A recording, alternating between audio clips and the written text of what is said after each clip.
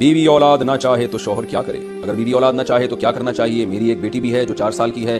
جب میں بیوی سے کہتا ہوں کہ ایک اور بچہ ہونا چاہیے تو وہ خوش نہیں ہوتی، وہ کہتی مجھے اور نہیں چاہیے، لیکن میں چاہتا ہوں کہ اور بچے ہوں. اس صورت میں مجھے کیا کرنا چاہیے؟ محمد سعد صاحب برطانیہ سے.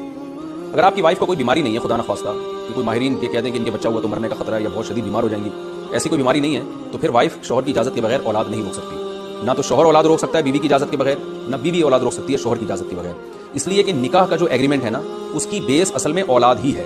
قدرت نے مرد اور عورت کا جو ملاپ رکھا ہے، یہ بلکہ کسی بھی جنس میں، جانوروں میں بھی، پودوں میں بھی، جو نر اور مادہ کا ملاپ ہے نا، وہ اصل میں نسل کو بڑھانے کے لیے، اس کی ریزن ہی یہی ہے. اس کے علاوہ اور اس کی بنیادی وجہ ہے ہی نہیں کوئی. تو حتیٰ کہ نبی صلی اللہ علیہ وسلم نے جو صحابہ کو نکاح کے بغیر زندگی گزارنے سے روکا، اس کی وجہ بھی یہی ہے کہ یہ چیز نسل روکنے کا ذریعہ بنتی ہے.